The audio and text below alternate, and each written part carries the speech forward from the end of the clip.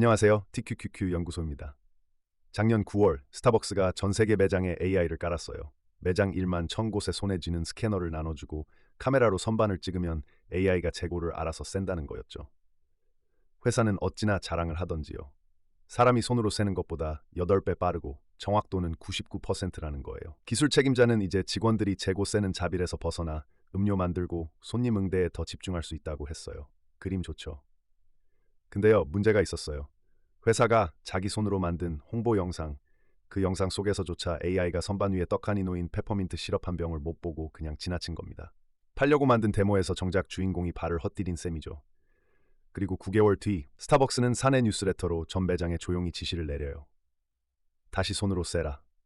AI가 우유 종류를 헷갈리고 어떤 품목은 아예 통째로 건너뛰었거든요. 자, 여기서 질문 하나 던질게요. 이게 스타벅스 한 곳의 실수였을까요?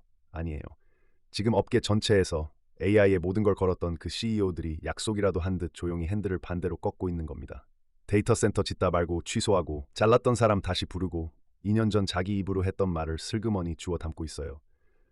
그리고 이 사람들이 누구냐면요. 바로 여러분의 나스닥과 TQQQ를 밑에서 움직이는 사람들입니다. 이번 영상에서는 그 후퇴의 기록을 하나하나 펼쳐보겠습니다. 숫자부터 하나 보고 가죠. 마이크로소프트입니다. 2025년 1월 CEO 나델라는 한 회계 연도에만 AI 데이터 센터에 800억 달러를 쏟겠다고 약속했어요.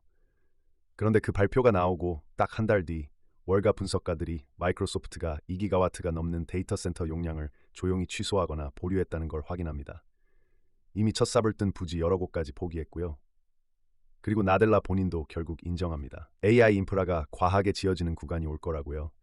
800억을 부르던 입과 과잉건설을 인정하는 입이 같은 사람이에요. 그리고 마이크로소프트는 여러분 나스닥에서 가장 무거운 종목 중 하나죠. 골드만삭스는 아예 이 붐 전체를 계산기로 두드려 봤어요. 2022년 이후 AI에 엮인 기업 가치에만 19조 달러가 더해졌다는 거예요. 19조 달러면 웬만한 선진국 칸의 경제 규모를 통째로 합친 돈이 단 몇 년 사이 AI라는 이름표 하나로 시장에 얹힌 셈이에요. 그리고 골드만이 경고합니다. 닷컴 버블과 너무 닮았다고. 여기서 꼭 짚어야 할 게 있어요. 그때도 인터넷은 진짜였어요. 닷컴 버블이 터졌다고 인터넷이 가짜였던 게 아니에요. 진짜가 아니었던 건 기술이 아니라 정작 돈 버는 법을 못 찾은 회사들의 수조 달러를 베팅했던 투자자들의 계산이었던 거죠. 기술은 살아남았지만 그 기술에 건 베팅 대부분은 사라졌어요. 골드만은 지금 그 장면이 토시 하나 안 틀리고 반복되고 있다고 보는 겁니다. AI는 진짜다. 근데 AI에 베팅한 모두가 돈을 버는 건 전혀 다른 문제다. 이게 이번 이야기 전체를 관통하는 첫 번째 균열이에요. 자, 이제 진짜 흥미로운 부분입니다. 잘났던 사람을 다시 부르는 장면이요. 핀테크 회사 클라르나를 보죠. 2024년 2월 CEO 시에미아트 코프스키가 자사 AI 챗봇이 정규직 상담원 700명 몫의 일을 한다고 발표했어요. 첫 달에만 230만 건의 대화를 처리했다고요. 채용은 동결됐고 7,000명을 넘던 인력이 3,000명 수준까지 줄었어요. AI 시대의 교과서 같은 성공 사례라고 박수받았죠. 근데요, 15개월 뒤에 그 똑같은 CEO가 블룸버그 앞에서 완전히 딴소리를 합니다. AI를 앞세운 게 오히려 고객 서비스 품질을 망가뜨렸고 비용 줄이는 데만 매달렸고 결국 사람이 하는 상담에 다시 투자하는 게 나아갈 길이라고요. 그러고는 재고용에 나섭니다. 700명 자른다고 그렇게 자랑하던 사람이요. 클라르나 한 곳이면 우연이라 치겠죠. 근데 세일즈포스도 똑같아요. 2025년 9월 CEO 베니오프는 AI 에이전트 덕분에 고객 지원 인력을 9,000명에서 5,000명으로 줄였다고 했어요. 그런데 불과 7달 뒤 신입 1,000명을 새로 뽑겠다고 발표합니다. 지난 2년간 왜 그 자리가 필요 없어졌는지 그렇게 설명하더니 말이죠. 여기까지는 겉으로 자른 인력을 슬그머니 다시 부르는 이야기였어요. 발표할 때는 그렇게 요란하더니 되돌릴 때는 하나같이 조용합니다. 자를 때는 컨퍼런스 무대였고 다시 부를 때는 보도자료 한 줄이죠. 근데 더 무서운 건 무대 뒤 회사 안에서 벌어지고 있어요. 바깥에 보여주는 AI 말고 회사가 자기들 일하려고 안에서 쓰는 AI 도구가 예상보다 훨씬 빠르게 돈을 태우고 있다는 거예요. 우버를 보죠.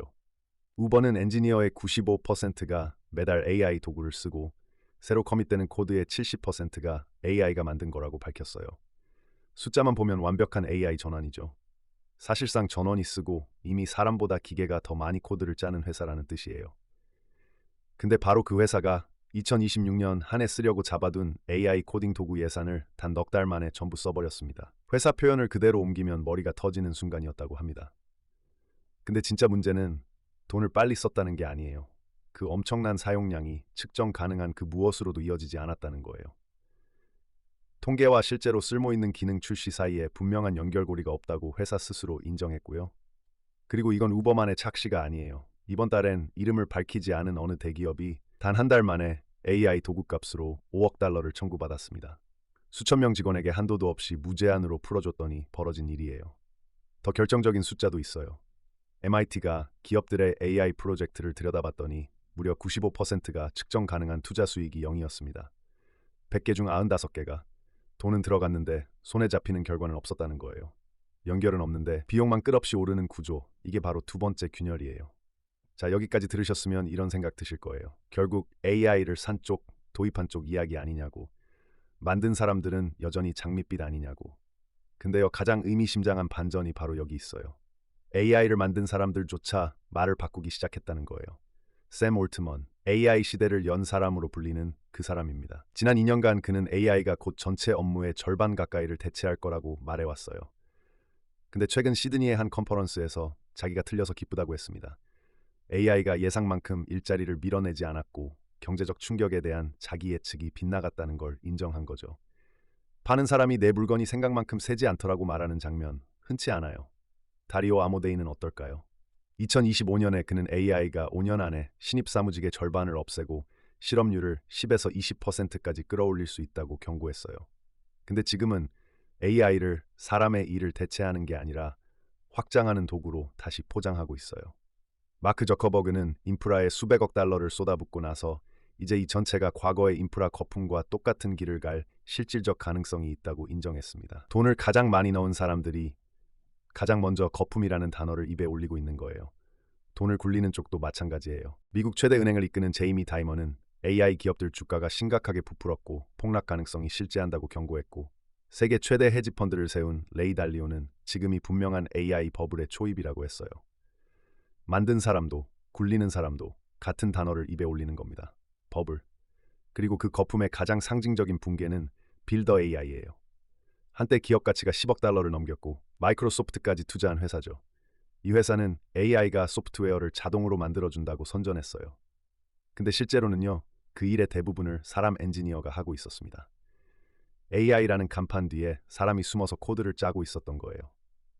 앞선 사례들이 AI를 믿었다가 사람으로 되돌아온 이야기였다면 이건 처음부터 사람이었는데 AI인 척했던 이야기예요. 같은 거품의 가장 노골적인 끝이죠.